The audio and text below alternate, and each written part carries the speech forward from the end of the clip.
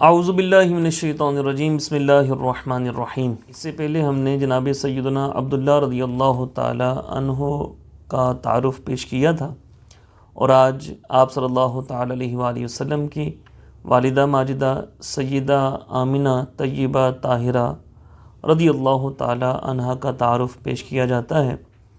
اللہ رب العزت سے دعا ہے کہ اللہ تعالی ہم سب کو سرکار دو عالم صلی اللہ تعالی علیہ وآلہ وسلم کہ اسوہ حسنہ پر عمل کی توفیق عطا فرمائے۔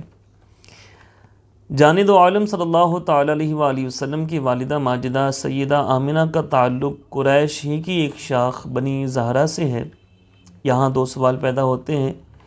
ایک تو یہ کہ عبد المطلب نے اپنے بیٹے کی شادی کے لیے بنی زہرہ کا انتخاب کیوں کیا؟ دوسرا یہ کہ بنی زہرہ میں سے سیدہ آمنہ کا انتخاب کس بنا پر کیا؟ کیا دونوں باتیں محض اتفاقی ہیں یا کچھ مخصوص پس منظر رکھتی ہیں؟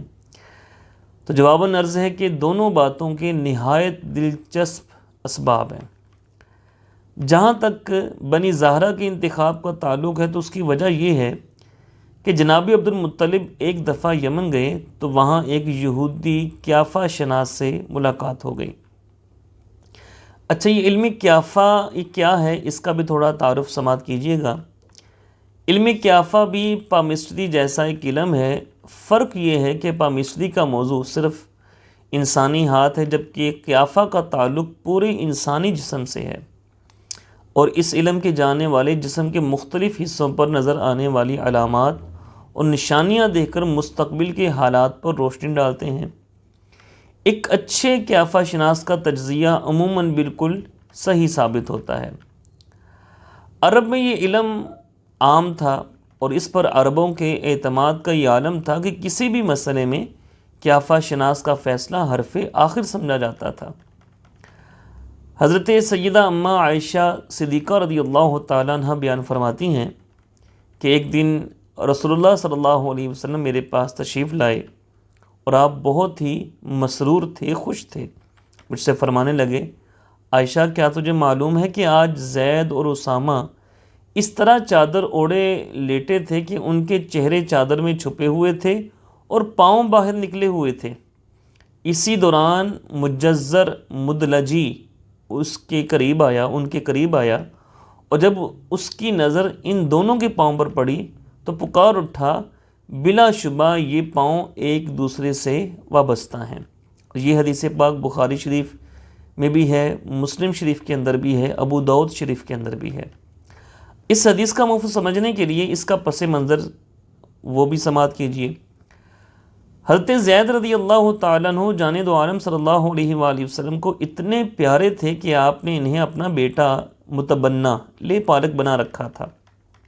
جب زید رضی اللہ تعالیٰ عنہ کے ہاں اسامہ پیدا ہوئے تو اتفاق سے ان کا رنگ کالا تھا، جبکہ زید گورے چٹے تھے۔ اتنی سی بات کو بنیاد بنا کر منافقین نے یہ پروپیگنڈا شروع کر دیا کہ چونکہ اسامہ کا رنگ روپ زید سے مشابہت نہیں رکھتا، اس لیے یہ زید کا نہیں کسی اور کا بیٹا ہے۔ جان دو عالم صلی اللہ علیہ وسلم اس بیہودہ الزام تراشی پر بے حد رنجیدہ اور غمگین ہوئے۔ عزز عرب کا ایک مشہور قیافہ شناس تھا، اس کا یہ کہنا تھا کہ یہ پاؤں ایک دوسرے سے وابستہ ہیں۔ اب بہتان تراشیوں کا سد باب کرنے اور منافقین کا منہ بند کرنے کے لیے کافی تھا، کیونکہ قیافہ شناس کی بات پتھر پر لکیر سمجھی جاتی تھی۔ اس بنا پر جان دو عالم صلی اللہ علیہ وسلم کو مجزز کے اس اعلان سے بے پناہ مسرت حاصل ہوئی۔ مردوں کے علاوہ بعض عورتوں کو بھی اس علم میں کمال حاصل ہوا ہے۔ حضرت امیر معاویہ رضی اللہ عنہ کی اہلیہ میسون کا شمار بھی ایسی ہی عورتوں میں ہوتا ہے۔ مورخین نے لکھا ہے کہ جب حضرت معاویہ رضی اللہ عنہ نے ایک کلبیہ عورت کے ساتھ شادی کی تو اس کے پاس جانے سے قبل آپ اپنی پہلی بیوی میسون سے کہنے لگے، کیا تم نے اس عورت کو دیکھا ہے؟ اگر نہیں دیکھا تو اب جا کر دیکھاؤ۔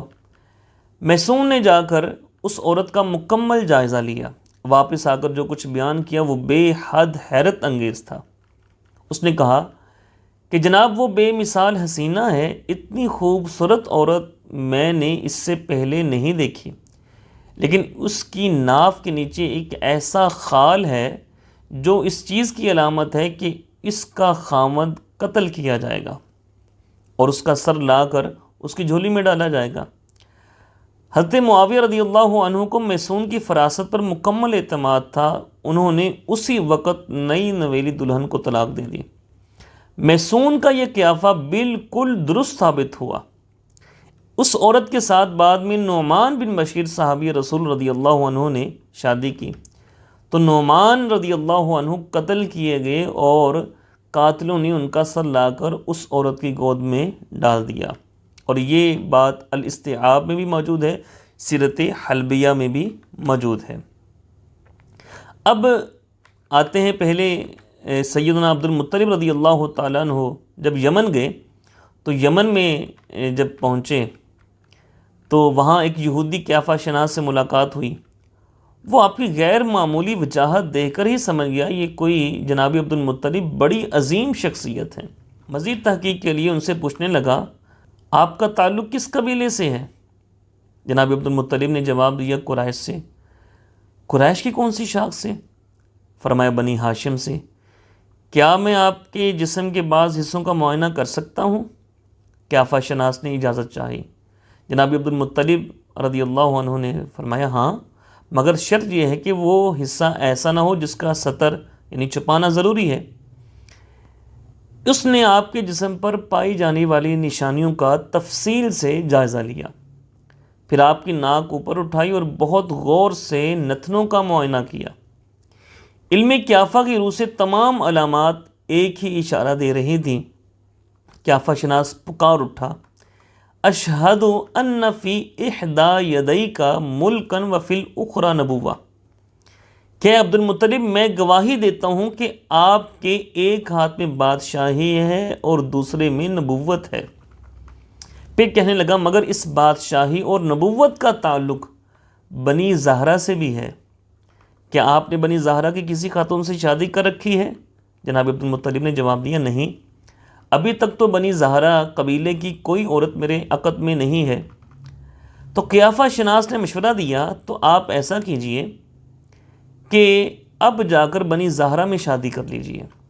چنانچہ اس بنا پر آپ نے خود بھی بنی زہرہ کی ایک خاتون حالہ سے شادی کی اور اپنے پیارے بیٹے جناب سیدنا عبداللہ رضی اللہ تعالی عنہ کے لیے بھی نظر انتخاب بھی بنی زہرہ پر پڑی۔ یہ تو تھی بنی زہرہ کو ترجیح دینے کی وجہ، اور بنی زہرہ میں سے سیدہ آمنہ رضی اللہ تعالی عنہ کو پسند کرنے کا سبب وہ کیا ہے، وہ بھی بڑا دلچسپ ہے کہ قریش کی ایک مشہور کاہنہ سودا، یہ کاہنہ کا تعارف بھی سنتے جائیے۔ یہ پیدائشی طور پر نادیدہ اور پر اسرار طاقتوں کی منظور نظر تھی۔ سیرت نگاروں نے لکھا کہ جب یہ پیدا ہوئی تو اس کا رنگ کالا اور آنکھیں نیلی تھیں۔ اہل عرب تو یوں بھی لڑکیوں کو زندہ دفن کر دیتے تھے، پھر ایسی لڑکی کو تو کچھ زیادہ ہی منحوس سمجھتے تھے۔ اس لیے اس کے باپ نے اسی وقت اس بچی کو ایک شخص کے حوالے کیا کہ اسے لے جا کر صحرا میں دفن کر دو۔ اس شخص نے صحرا میں گھڑا کھود کر جب اسے دفن کرنا چاہا تو آواز آئی، اس بچی کو مت دفن کرو، اسے اسی طرح صحرا میں چھوڑ دو۔ اس شخص نے ادھر ادھر دیکھا مگر کسی آدمی کا نام و نشان تک نہ تھا۔ اس نے آواز کو اپنا وہم سمجھ کر دوبارہ دفن کرنا چاہا تو دوبارہ غائبی آواز آئی، اس بچی کو مت دفن کرو، مت دفن کرو۔ وہ شخص خوف زدہ ہو کر لڑکی کے باپ کے پاس دوڑا گیا اور جو کچھ پیش آیا تھا بیان کیا۔ باپ سمجھ گیا یہ کوئی غیر معمولی لڑکی ہے اور اسے دفن کرنے کا ارادہ چھوڑ دیا۔ یہی بچی بڑی ہو کر بہت اونچے درجے کی کاہنہ بنی۔ یہ سیرت حلبیہ کے اندر یہ بات موجود ہے۔ خیر، اب آتے ہیں اسی بات پر۔ تو سیدہ آمنہ کو پسند کرنے کا سبب یہ ہے کہ قریش کی ایک مشہور کاہنہ سودا ایک دفعہ بنی زہرہ کی عورتوں سے کہنے لگی کہ تمہارے درمیان ایک ایسی لڑکی ہے جو یا تو خود لوگوں کو عذاب الہی سے ڈرانے والی ہوگی یا اس کا بیٹا یہ کام کرے گا، اس لیے تم اپنی لڑکیاں میرے روبرو پیش کرو تاکہ میں اسے پہچان لوں۔ چنانچہ یکے بعد دیگرے اس کے سامنے لڑکیاں لائی جاتی رہیں، وہ ہر ایک کے مستقبل کے بارے میں کچھ نہ کچھ بتاتی گئی۔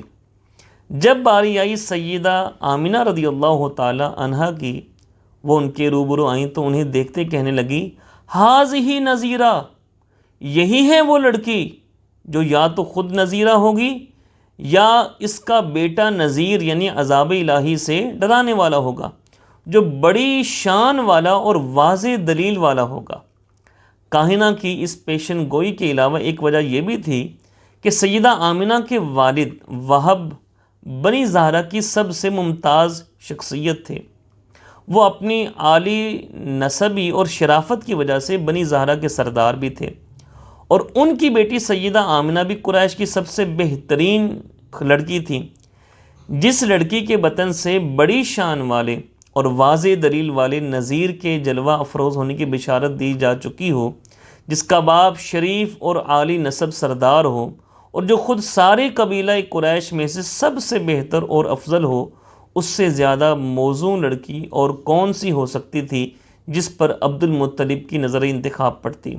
غرضے کے مندرجہ بالا اسباب کی بنا پر جناب عبد المطلب نے اپنے بیٹے جناب سیدنا عبداللہ رضی اللہ تعالی عنہ کے لیے سیدہ آمنہ بنت وہب کو منتخب کیا۔ وہب کو بھلا کیا اعتراض ہو سکتا تھا؟ وہ تو خود اس رشتے کی تمنا رکھتے تھے، بلکہ بعض روایات کے مطابق تو عام دستور کے برعکس اس سلسلے میں انہوں نے پہل کی تھی اور اپنی بیوی کو جناب عبد المطلب کے گھر اس غرض سے بھیجا تھا کہ وہ عبداللہ کے لیے آمنہ کا رشتہ قبول کر لیں۔ وہب کی بے تابی کی وجہ یہ تھی کہ انہوں نے عبداللہ رضی اللہ عنہ کی ایک انوکھی عظمت کا بچشم خود نظارہ کر لیا تھا۔ وہ کیا؟ وہ بھی سماعت کیجیے۔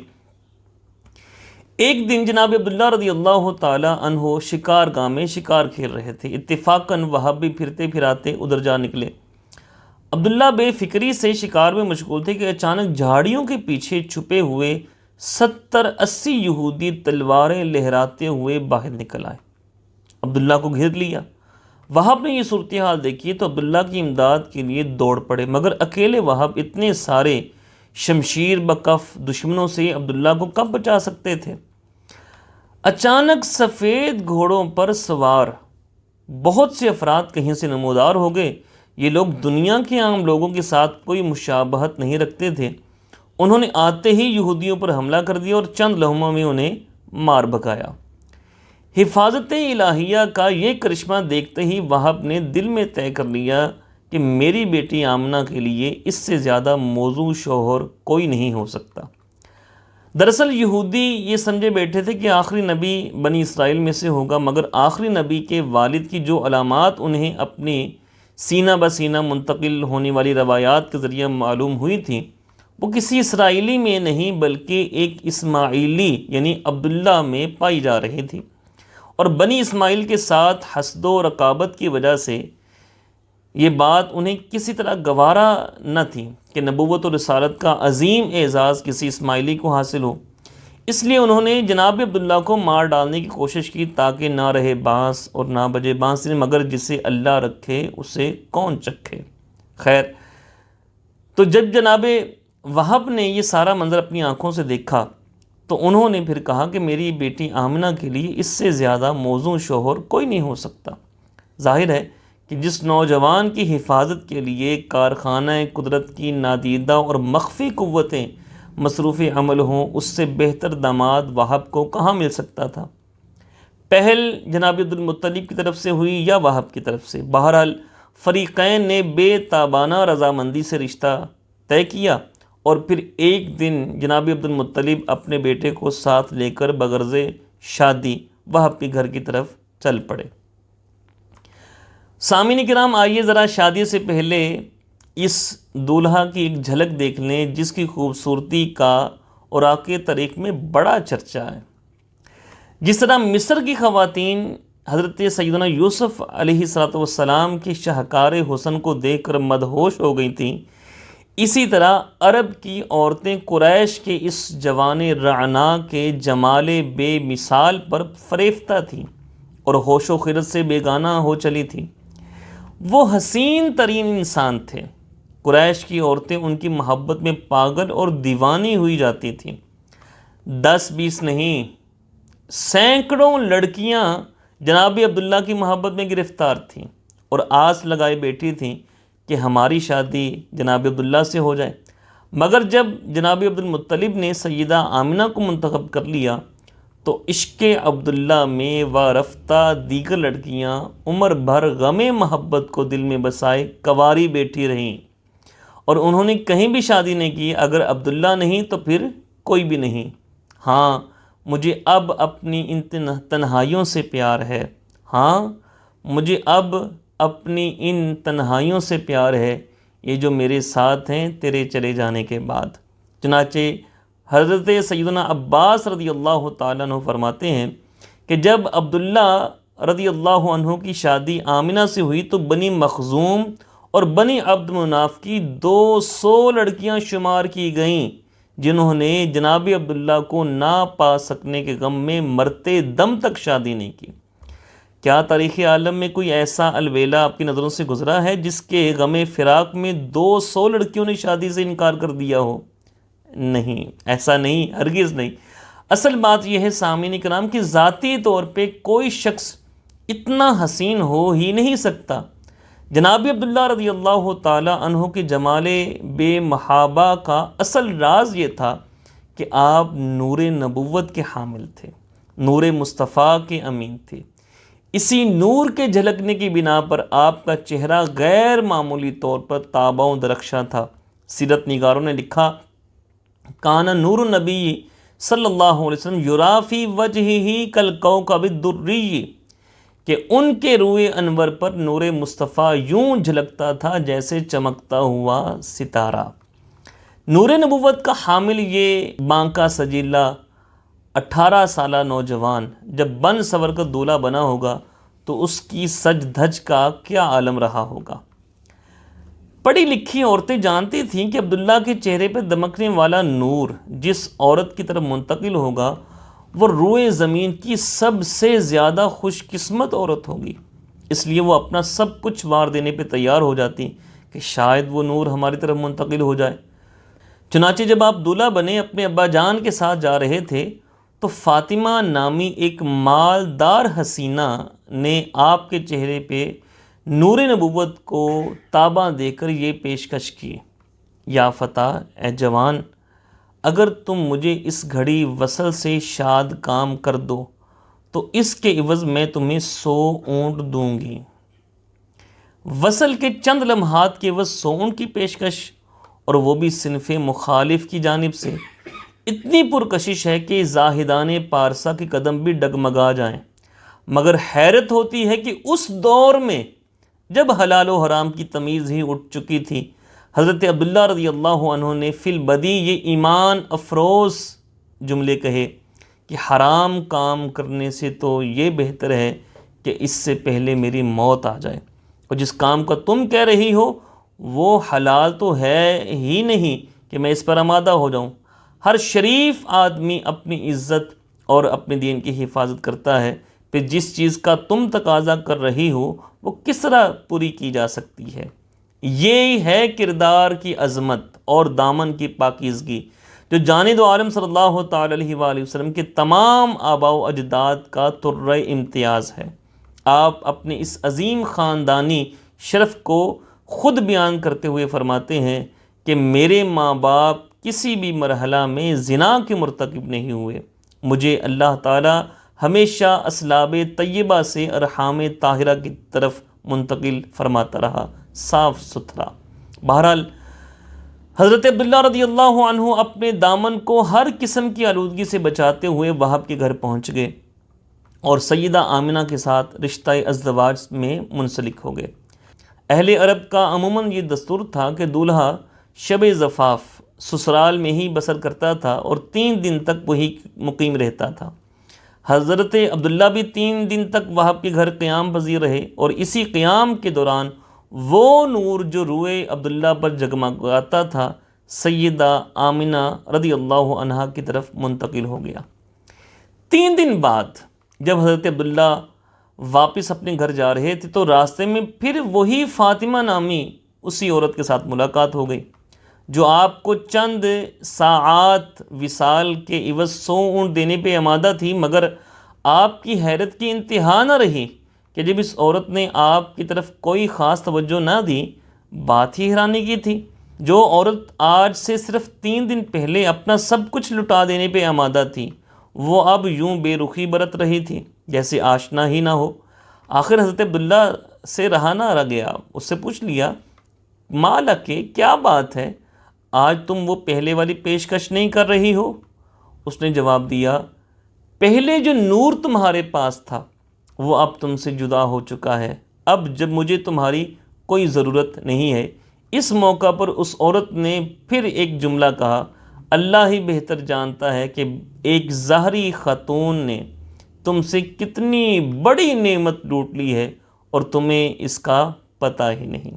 سیدہ آمنہ کی یہی خوشبختی کیا کم تھی کہ انہیں حضرت عبداللہ جیسا مثالی شوہر ملا تھا کہ اس پر مزید سعادت یہ حاصل ہو گئی کہ ان کا بطن اطہر قرار گاہ نور مصطفیٰ بن گیا۔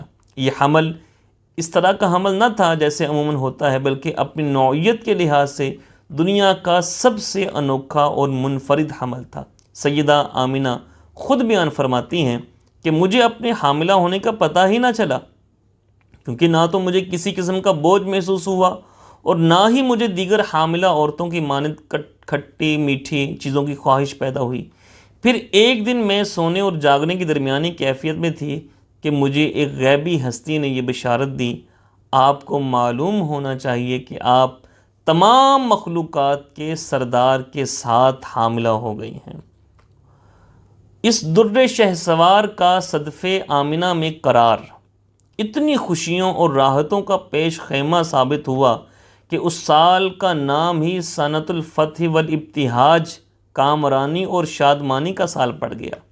جس سال سیدہ آمنہ آپ صلی اللہ تعالی علیہ وآلہ وسلم کے ساتھ حاملہ ہوئیں، اس سال کو سنۃ الفتح والابتہاج کہا جاتا تھا، کیونکہ اس سے پہلے قریش قحط سالی اور شدید تنگ دستی میں دوچار تھے، مگر اس سال زمین سرسبز ہو گئی، درختوں کے ساتھ پھل لگ گئے اور قریش پر ہر طرف سے خوشحالی ٹوٹ پڑی۔ جانے دو عالم صلی اللہ علیہ وسلم کے دنیا میں جلوہ افروز ہونے سے چند ماہ پہلے حضرت عبداللہ رضی اللہ عنہ قریش کے قافلے کے ہمراہ تجارت کے لیے ملک شام گئے۔ واپس آتے ہوئے راستے میں طبیعت کچھ ناساز ہو گئی۔ جب قافلہ مدینہ کے قریب سے گزرا تو حضرت عبداللہ میں مزید سفر کی طاقت نہ رہی، اس لیے قافلہ والوں سے کہا، تم لوگ اپنا سفر جاری رکھو، میں یہاں مدینہ میں اپنے رشتہ داروں کے ہاں چند روز قیام اور آرام کروں گا۔ چنانچہ قافلہ والے انہیں مدینہ میں چھوڑ کر خود مکہ مکرمہ کی طرف روانہ ہو گئے۔ حضرت عبداللہ کا خیال تھا کہ چند روزہ آرام سے افاقہ ہو جائے گا، مگر افسوس کہ ایسا نہ ہو سکا اور مرض دن بدن بڑھتا ہی گیا۔ ادھر جب قافلہ مکہ مکرمہ پہنچا تو عبد المطلب نے ان سے اپنے بیٹے عبداللہ کے بارے میں پوچھا۔ انہوں نے بتایا کہ وہ علالت کی وجہ سے مدینہ میں ٹھہر گئے تھے۔ عبد المطلب نے اسی وقت اپنے سب سے بڑے بیٹے حارث کو ان کی خبر گیری کے لیے بھیجا، مگر شاید قدرت کو دونوں بھائیوں کی ملاقات منظور نہ تھی۔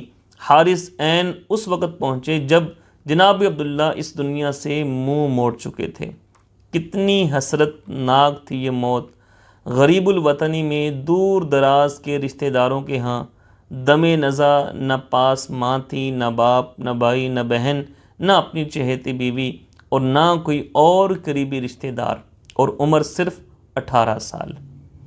جب اس جواں مرگ کی المناک وفات کی اطلاع مکہ مکرمہ پہنچی تو ایک کوہرام بپا ہو گیا۔ ماں باپ اور بھائیوں بہنوں پر جو گزری سو گزری، لیکن سیدہ آمنہ کا غم غالباً سب سے زیادہ تھا۔ جس عورت کی خوشیاں عین عالم شباب میں لٹ گئی ہوں، جو شادی سے صرف چند ماہ بعد بیوہ ہو گئی ہو، جسے عبداللہ جیسا مثالی شوہر جو سینکڑوں دلوں کی دھڑکن تھا داغ مفارقت دے گیا ہو، جسے اپنے محبوب سرتاج کا آخری دیدار بھی نصیب نہ ہو سکا ہو، جس کے پیٹ میں پرورش پانے والا بچہ اپنی پیدائش سے پہلے ہی یتیم ہو گیا ہو، اس عورت کے غم و اندوہ کا کون اندازہ کر سکتا ہے اور اس کے دکھ درد کو کون جان سکتا ہے؟ ہاں، جب دل کی آگ سے الفاظ کا دھواں اٹھتا ہے تو کچھ آگ کی شدت کا اندازہ ہوتا ہے۔ سیدہ آمنہ کے دردناک الفاظ سنیے، ان کے کرب کو محسوس کیجئے۔ ایک مختصر سا مرثیہ جس میں صرف 4 شعر ہیں، مگر حق یہ ہے کہ سیدہ آمنہ نے عربی ادب کا شہکار تخلیق کیا اور مرثیہ گوئی کا حق ادا کر دیا۔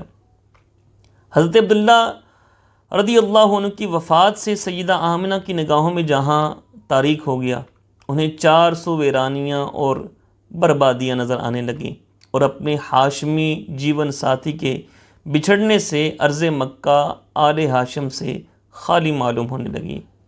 سیدہ آمنہ کس دردناک لے میں کہہ رہی ہیں، افا جانب البطحا من آل ہاشم وجاورا لحد خارج فی الغماغمی۔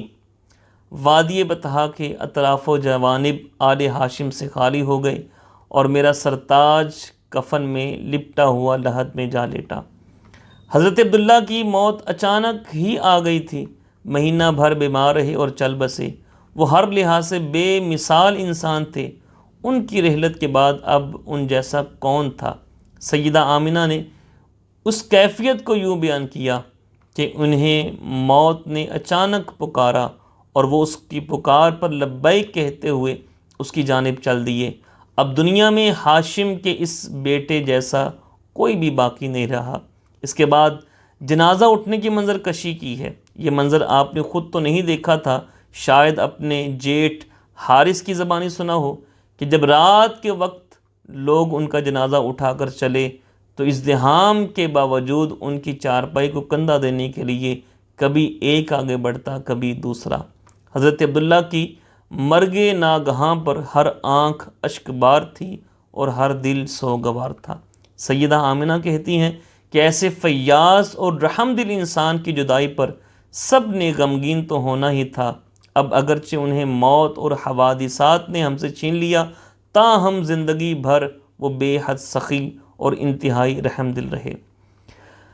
حضرت عبداللہ کی وفات کا زیادہ المناک پہلو یہ تھا کہ جان دو عالم صلی اللہ علیہ وسلم اپنی ولادت سے پہلے ہی یتیم ہو گئے تھے۔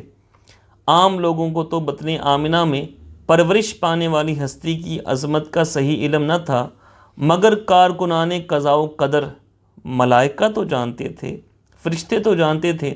اس لیے انہوں نے اس غم کو شدت سے محسوس کیا اور دربار الہی میں عرض کیا، یا الہنا و سیدنا، اے ہمارے الہ، اے ہمارے آقا، تیرا نبی تو یتیم رہ گیا، اس کی تربیت اور حفاظت کرنے والا باپ تو چل بسا۔ اور دربار الہی سے جو جواب ملا وہ عظمت مصطفیٰ کے نئے پہلو اجاگر کر گیا۔ فقال اللہ تعالی، اللہ تعالیٰ نے ارشاد فرمایا، انا ولیہ و حافظہ و حامیہ و ربہ و عونہ و رازقہ فصلوا علیہ وتبرکوا باسمہ۔ اللہ تعالیٰ نے جواب دیا، میں اس کا دوست ہوں، میں اس کا نگہبان ہوں، میں اس کا حامی ہوں، میں اس کی تربیت کا ذمہ دار ہوں، میں اس کا مددگار ہوں، میں اس کا رازق ہوں۔ فرشتوں، تم اس پر درود پڑھو اور اس کے نام نامی سے برکت حاصل کرو۔ صلی اللہ علی حبیبہ سیدنا محمد وعلی آلہ واصحابہ اجمعین۔ قبلہ فقیہ العصر حضرت ابو سعید مفتی محمد امین صاحب رحمۃ اللہ تعالی علیہ، آپ اپنی کتاب البرہان شریف میں لکھتے ہیں کہ فقیر ابو سعید عرض کرتا ہے کہ اس رحمت والے نبی صلی اللہ علیہ وآلہ وسلم کے والدین کریمین طیبین طاہرین کو یہ انعام ملنا چاہیے کہ جس کا تذکرہ 21 جنوری 1978 کے اخبارات مثلا نوائے وقت اور مشرق میں شائع ہوا تھا۔ وہ یہ ہے کہ حکومت سعودیہ عربیہ نے مسجد نبوی شریف کی توسیع کا پروگرام بنایا اور رحمت کائنات صلی اللہ علیہ وآلہ وسلم کے والد گرامی حضرت عبداللہ رضی اللہ تعالیٰ عنہ کے جسد مبارک کو بما 6 دیگر صحابہ کرام کے جنت البقیع میں منتقل کیا۔ تو آپ رضی اللہ تعالیٰ عنہ کا جسم مبارک بالکل صحیح اور سالم تھا، کسی قسم کا تغیر واقع نہیں ہوا تھا۔